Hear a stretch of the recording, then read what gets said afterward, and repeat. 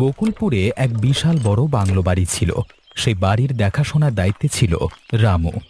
গ্রামবাসীরা বলে সেই বিশাল বাড়ির থেকে দূরে একটা জলা রয়েছে, সেখানে নাকি ভূত থাকে। যদিও রামু সেটা বিশ্বাস করে না। আজকে রামু পেট ভরে মদ গিলে গান করতে করতে মাতাল হয়ে হিসু করবো দেয়ালে যা হবে এটা দেখা যাবে কালকে সকালে। আজকে মনে হচ্ছে মালটা একটু বেশি খেয়ে ফেলেছি, কিছুই তো দেখতে পাচ্ছি না। শালা রাস্তাটা যে অন্ধকার, এবার রাস্তাটা কই? রামু মদের নেশায় ঠিক করে হাঁটতে পর্যন্ত পারছে না। কোনো রকমে টলতে টলতে রাস্তা দিয়ে হেঁটে যাচ্ছে। কি হাঁটতে হাঁটতে তো মনে হচ্ছে আমি ওই ভুতুরে জলা জমি রাস্তায় চলে এসেছি। চুলো হয়ে যাক, ওই মূর্খ গ্রামবাসীদের আজগুবি কথা রামও বিশ্বাস করে না। এমন সময় রামু মদের ঘোরে ঝাপসা চোখে জলার মধ্যে একটা জ্বলন্ত চোখ দেখে অবাক হয়ে যায়। কিরে, তোর সাহস তো কম না? এই রাতে এই পথ দিয়ে যাচ্ছিস? এ কি তুমি কে? আমি তো আর তোমার চোখগুলো মানে এরকম কেন? মানে তুমি তুমি ভূত? আমি তোর জম, অনেকদিন পর মানুষের গন্ধ পেয়েছি। আজকে তোকে কোনো মতে ছাড়বো না, চল আমার সাথে। ও মাগো, ছেড়ে দাও, বাঁচাও আমাকে, বাঁচাও, আর কোনোদিন এ পথে আসবো না, ছেড়ে দাও। তোকে ছেড়ে দিলে সবাই আমার অস্তিত্ব ভুলে যাবে, আমাকে ভয় পেতে ভুলে যাবে। তোকে ছাড়লে তো হবে না, তোকে আজকে মরতেই হবে। দয়া করে আমাকে ছেড়ে দাও, আমি কথা দিচ্ছি আমি আর কোনোদিন এই পথে আসবো না। দয়া করে আমার বাবা, বাঁচাও, কে আছো, বাঁচাও, ভূতে মেরে দিল ওরে বাবা। তুই যতই গলা ফাটিয়ে চিল্লে নিস না কেন, কেউ আসবে না তোকে আমার হাত থেকে বাঁচাতে। আজকে তোকে জলায় ডুবিয়ে মারবো। বাঁচাও, বাঁচাও, মরে গেলাম, বাঁচাও।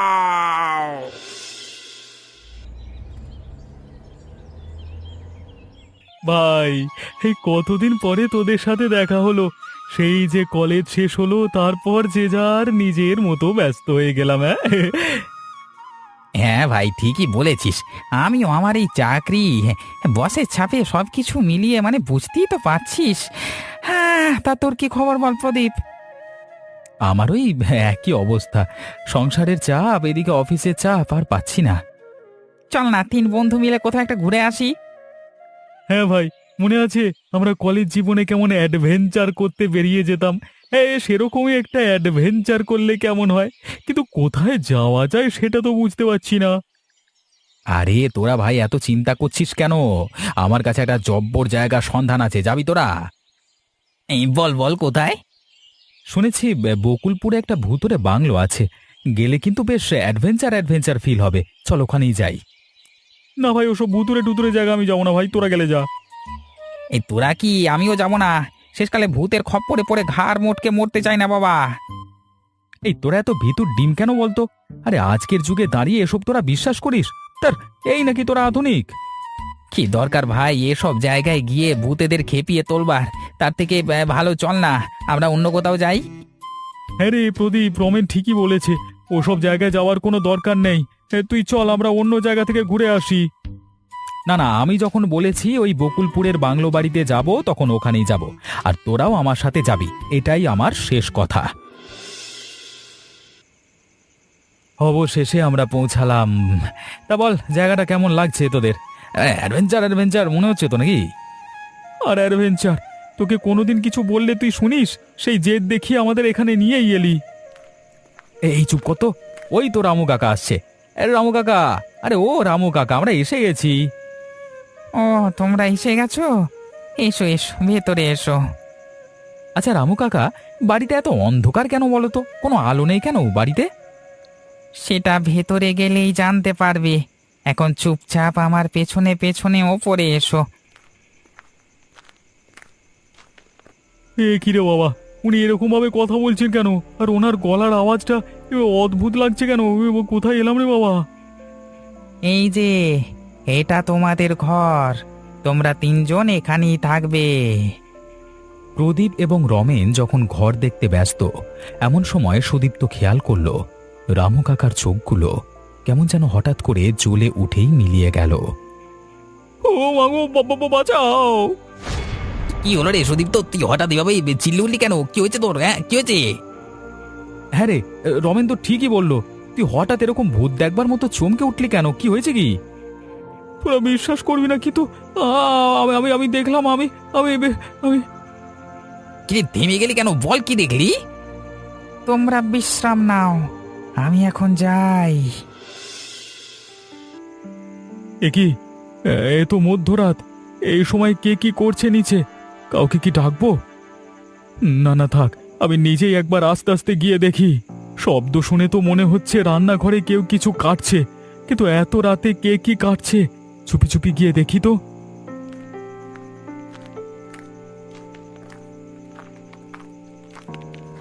হে কি, এ তো রামু কাকা! কিন্তু রামু কাকা এত রাতে লুকিয়ে লুকিয়ে রান্নাঘরে বসে কি কাটাকাটি করছে? আর চারিদিকে এত রক্ত কেন? না না, রামু কাকা আমাকে দেখে ফেলবার আগে আমাকে যেভাবে হোক এখান থেকে পালাতে হবে। এ কি দাদা বাবু, তুমি এখানে কি করছো? তোমার এখানে আসা একদম উচিত হয়নি। আমাকে ছেড়ে দাও রামু কাকা, আমি কাউকে কিছু বলবো না। আমি কথা দিচ্ছি, আমাকে ছেড়ে দাও, আর কিছু করবো না। না না দাদা বাবু, তা বললে তো হয় না। তুমি অনেক কিছু জেনে ফেলেছো, তোমাকে তো এভাবে ছেড়ে দেওয়া যায় না। তুমি আমার দিকে এগিয়ে এসো না রামু কাকা, দয়া করে আমার উপর না না ওরে বাবা! চল রে রমেন, সুদীপ্ত, আর বিকেল তো হয়েই গেছে, একটু বাজারের দিক থেকে ঘুরে আসি আর গ্রামের বিশুদ্ধ হাওয়াও খেয়ে আসি। চল। সে আর বলতে, শহরের দূষণপূর্ণ আবহাওয়া খেতে খেতে শরীরটা কেমন ম্যারম্যারে হয়ে গেছে। এই সুযোগ কি কেউ ছাড়ে? চল চল ঘুরে আসি। সে না হয় চল, কিন্তু সন্ধ্যের আগে আমরা বাংলো বাড়িতে ফিরে আসবো। রামু কাকা কি বলেছে মনে আছে তো? সে পরে দেখা যাবে। আরে আগে চল তো, না গিয়েই আগে থেকে ফেরবার কথা বলছিস। কি রে, অনেকক্ষণই তো হলো আমরা বাজারে ঘোরাঘুরি করছি, সন্ধ্যা হতে চললো, চল এখন ফিরে যাই। তোর কি মাথা খারাপ হয়ে গেছে? এত তাড়াতাড়ি বাড়ি ফিরে করবিটা কি? হ্যাঁ, ঘুরতে এসেছিস ঘোর। তোরা বুঝতে পারছিস না কেন? আরে ঘোরা তো কালকে সকালেও যাবে, কিন্তু রামু কাকা যে বলল সন্ধ্যের পর আর বাইরে থাকতে না, কারণ ওই জলার কাছে ভূত আছে, আর সে নাকি মানুষ পেলে তাকে আর ছেড়ে দেয় না। তোরা কি ভুলে গেলি? আরে ধুর, উনি গ্রামের মানুষ, কি বলতে কি বলেছেন, তুই আবার সেসব কথা বিশ্বাস করে বসে আছিস? পারিস বটে। সত্যি সুদীপ্ত, তুই সে আগের মতোই ভীতুর ডিম হয়ে থেকে গেলি। সে তোরা আমাকে যা বলবার বল, কিন্তু এটা তো ভেবে দেখিসনি এখানকারই মানুষ নিশ্চয়ই কিছু ভেবে বলছে। আমাদের আমাদের ওনার কথা শোনা উচিত, আমাদের এখনই ফিরে যাওয়া উচিত। না না, আমরা ফিরে যাব না। উল্টে উনি যে মিথ্যে কথা বলছে সেটা প্রমাণ করবার জন্য আমরা আজকে রাতে ওই জলার ধারে মাংস ভাত রান্না করে খাবো, দেখবো কোন ভূত কি করে। হ্যাঁ, ঠিক বলেছিস, আমরা শহরের মানুষ, এসব আজগুবি কথায় বিশ্বাস করাটা আমাদের মানায় না। আমাদের প্রমাণ করতেই হবে এসব কিছু গ্রামের মানুষের অন্ধবিশ্বাস ছাড়া কিচ্ছু না। দেখ, সব বিষয় নিয়ে জেদ করাটা কিন্তু ঠিক না। আমি ভালোর জন্য বলছি, তোরা ফিরে চল। এরকম অচেনা জায়গায় এসে জেদ করে কিছু করিস না। দেখ সুদীপ্ত, আমরা এখানে ঘরের মধ্যে বসে থাকবার জন্য আসিনি। আর তোর যদি ওদের কথা এতই বিশ্বাসযোগ্য বলে মনে হয়, তাহলে তুই ঘরের মধ্যে গিয়ে বসে থাক। ভিতুর ডিম কোথাকার, আমাদেরকে আমাদের মতো মজা করতে দে।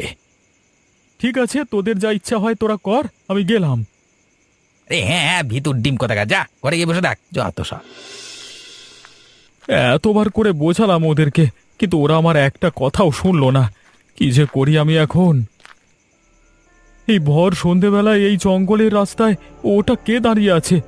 দেখে তো মনে হচ্ছে একটা বাচ্চা মেয়ে, কিন্তু ও এখানে এ সময় একা কি করছে? দেখি তো গিয়ে। বলছি, শুনছো? হ্যাঁ, তোমাকেই বলছি, তুমি কোথায় থাকো? আর এইভাবে ভর সন্ধেবেলায় জঙ্গলের মধ্যে কি করছো? তোমার ভয় করে না? আমার নাম পূজা, আর তাছাড়া আমি ভয় পাবো কেন? আমি তো এখানেই থাকি। মানে, তুমি এই জঙ্গলের মধ্যে থাকো? আমার কথা ছাড়ো, তুমি কোথায় থাকো? তোমাকে তো আগে কখনো এই পথে দেখিনি।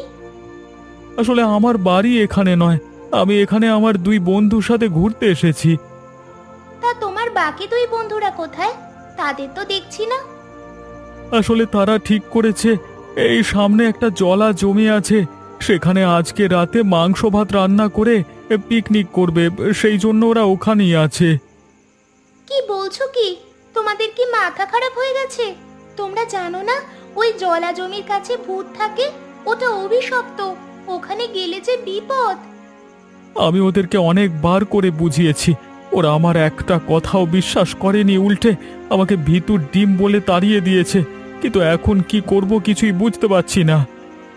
তোমরা তো নিজেরাই নিজেদের বিপদ ডেকে এনেছো, এখন আর কিছু করার নেই। তুমি এভাবে বলো না, দয়া করো। ওরা না বুঝে না জেনে জলা জমিটার কাছে চলে গেছে, ওদের দয়া করে তুমি বাঁচাও। আমি তোমাকে বাঁচাতে পারবো না, তবে তোমাকে একজন আছেন যিনি বাঁচাতে পারবেন। কে আছে? আমাকে তার কাছে নিয়ে চলো। সামনে একটা আশ্রম আছে, তুমি আমার সাথে সেখানে চলো। ওখানে একজন সাধিকা মা থাকেন, তুমি তার কাছে সব খুলে বলো, দেখবে উনি নিশ্চয়ই একটা পথ বার করবেন। আচ্ছা বেশ, তবে তাই চলো।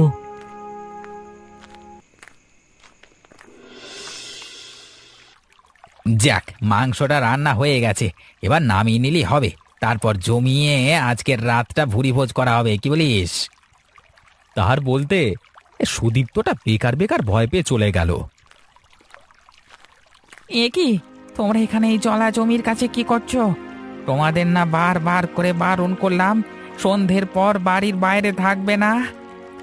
আরে রামু কাকা, তোমরা যে এটা একটা মিথ্যে কুসংস্কারের উপর ভর করে বসে আছো, সেটাই আমরা প্রমাণ করবার জন্য আজকে রাতটা এখানে কাটাবো ভেবেছি। তোমরা অনেক বড় ভুল করছো।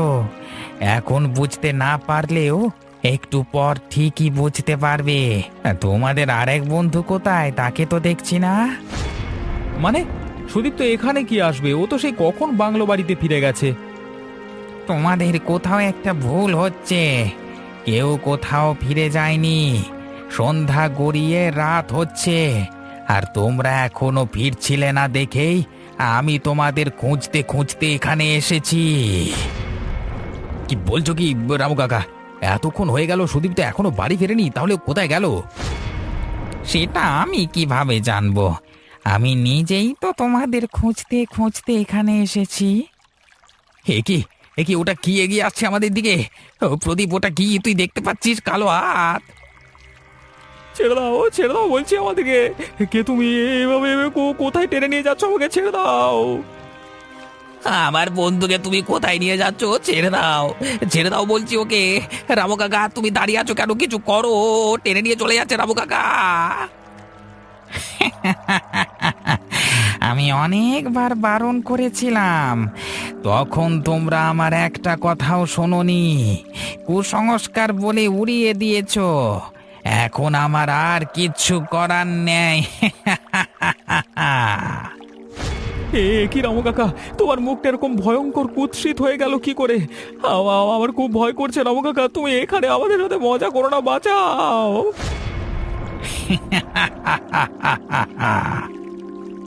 রামু কাকা, তোমাকে দেখে কেন মনে হচ্ছে তোমার মধ্যে প্রাণের কোনো অস্তিত্ব নেই? তুমি কি আদেও মানুষ? তাহলে কি সুদীপ্ত সেদিন ঠিকই দেখেছিল? রমেন ভাই, আমাকে বাঁচা। হে ভূত আমাকে টেনে নিয়ে চলে যাচ্ছে, বাঁচা, আমাকে সাহায্য কর, আমি মরতে চাই না, বাঁচা রমেন। ওই জলার কাছ থেকে কেমন চিৎকার করবার আওয়াজ আসছে না? সাদিকা মা, আপনি তাড়াতাড়ি চলুন, মনে হচ্ছে ওখানে কোনো বিপদ ঘটে গেছে। আমি এসে গেছি, তোমরা কোনো চিন্তা করো না, আমি তোমাদের এই বিপদের হাত থেকে রক্ষা করব। তুই করবি এদের রক্ষা? এদের কেউ আমার হাত থেকে ছাড়াতে পারবে না। দেখ, আমি এখনো ভালোই ভালোই বলছি, ওদেরকে ছেড়ে দে, নইলে কিন্তু আমি তোকে এখানেই শেষ করে দেব। তোর সাহস তো কম না? সাধারণ একটা মানুষ হয়ে আমার সাথে লড়তে এসেছিস, আবার বলছিস আমাকে শেষ করবি? আমার ক্ষমতা সম্বন্ধে তোর কোনো জ্ঞান আছে? আমার ক্ষমতা দেখতে চাইছিস তো? তবে দেখ, তোর সাগরেদকে বন্দি করি, তারপর তোর ব্যবস্থা আমি করছি। এখনকার মতো ছেড়ে দিচ্ছি, তো আমি আবার ফিরে আসবো, তখন কাউকে বাঁচতে দেব না, মনে রাখিস। তোরা ঠিক আছিস তো? তোদের কিছু হয়নি তো? আমি বারবার করে তোদের বারণ করেছিলাম, কিন্তু তোরা আমার একটা কথাও শুনলি না। এখন বুঝতে পারছিস তো কত বড় বিপদ হয়ে যাচ্ছিল। আমাদের ক্ষমা করে দে ভাই, আমরা তোকে অবিশ্বাস করে কত ভুল করেছি রে। ওই বাবা, এখন আমরা খুব ভালো করে বুঝতে পারছি, আমাদের ক্ষমা করে দে ভাই। ধুর পাগল, তোরা সুস্থ আছিস এতেই আমি সুখী রে। চল চল চল, চল চল এখান থেকে চলে যাই, চল। শোন, আমি বলি কি, আজকে রাতটা আমরা কোনো রকমে এই সাধিকা মায়ের আশ্রমে কাটিয়ে দিই। কালকে সকাল হলেই আমরা বাড়ি ফিরে যাব। উফ, আমার পাটা এত জ্বালা করছে কেন? কিছু কি লেগেছে আমার পায়ে? এ কি, আমার পাটা তো কেটে গেছে, অনেক রক্ত বের হচ্ছে। কি করি আমি এখন? এমন সময় প্রদীপ আশ্রমের বাইরে একটি ছায়া মূর্তি দেখে বেরিয়ে এলো। একি কে তুমি? এত রাতে তুমি আশ্রমের বাইরে দাঁড়িয়ে আছো কেন? তুমি কি কাউকে খুঁজছো? কিরে, আমাকে চিনতে পারছিস না? একবার আমার হাত থেকে পালিয়ে বেঁচেছিস, আর তোকে ছাড়বো না। চল চল আমার সাথে, এখনই চল। একি তুমি এখানে কিভাবে এলে? আমাকে ছেড়ে দাও, ছেড়ে দাও বলছি, ছেড়ে দাও। কে আছো? বাঁচাও, এই ভূত আমাকে ধরে নিয়ে গেল, বাঁচাও। তোর শরীরের রক্তের গন্ধেই আমাকে এখানে টেনে নিয়ে এসেছে। আমি এখন তোর শরীরের সব রক্ত শুষে তোকে শেষ করে দেব। আমার হাত থেকে তোকে আর কেউ বাঁচাতে পারবে না। এরকম করো না, আমাকে ছেড়ে দাও, আমি কথা দিচ্ছি আমরা কালকে সকালে এখান থেকে চিরদিনের মতো চলে যাব, ছেড়ে দাও। চুপ কর বলছি, একদম কথা বলবি না। তুই দেখতে পাচ্ছিস না আমি তোর পা থেকে এখন রক্ত শুষে খাচ্ছি? বেশি কথা বলবি তো এক্ষুনি তোর ঘাড় মটকে দেব। কেউ আমার গলা শুনতে পাচ্ছ না? বাঁচাও, আমাকে মেরে ফেললো ভূত। এতবার করে বারণ করলাম যে চেল্লাস না, চেল্লাস না, আমার একটা কথাও শুনলি না তো? তবে দেখ, এখনই তোর ঘাড় মটকে দেব।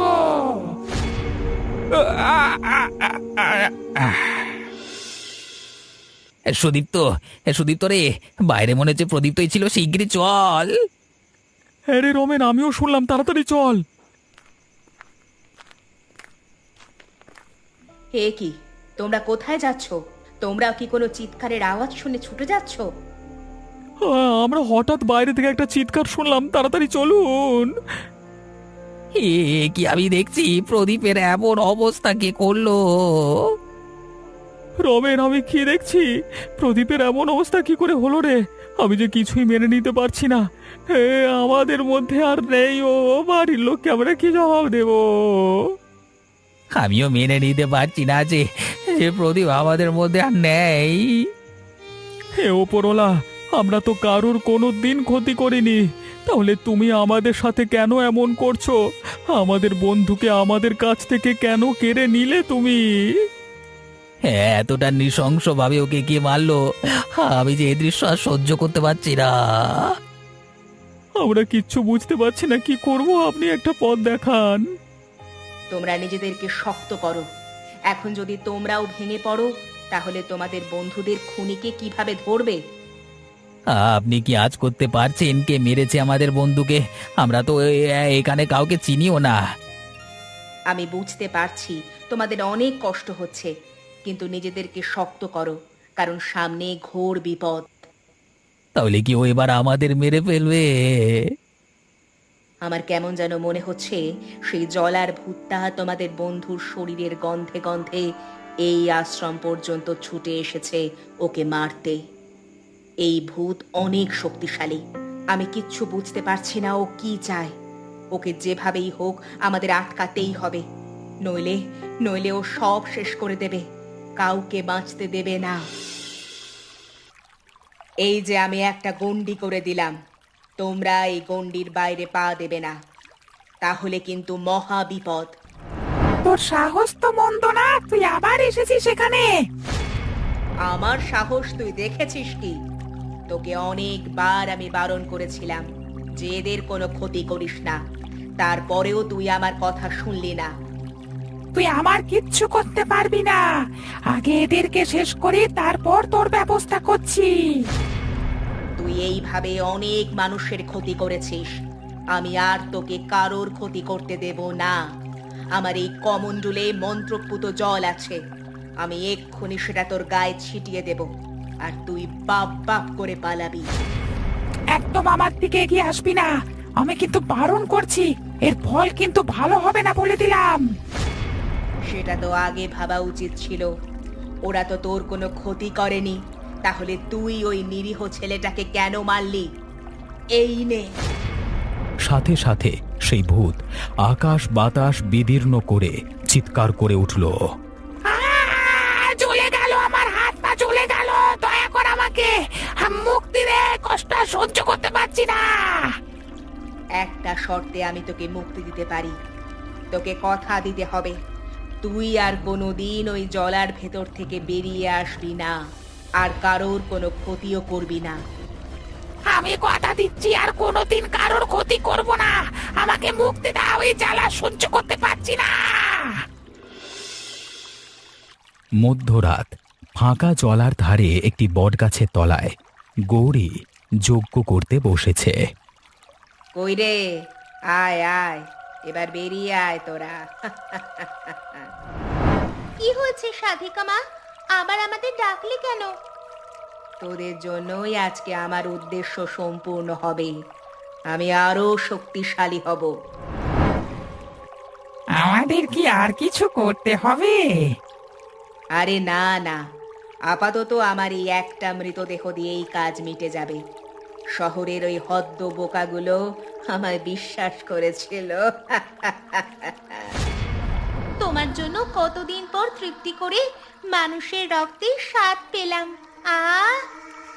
তোরা যে আমার কথা মতো এত ভালো নাটক করবি আমি ভাবতেই পারিনি।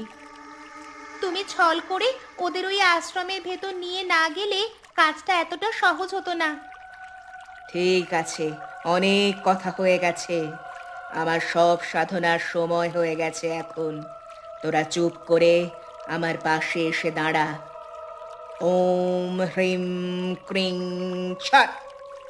এই মহাবিশ্বের সব কিছুর ঊর্ধ্বে সবচেয়ে শক্তিশালী হতে আমাকে আর কেউ আটকাতে পারবে না। আমি হব অমর।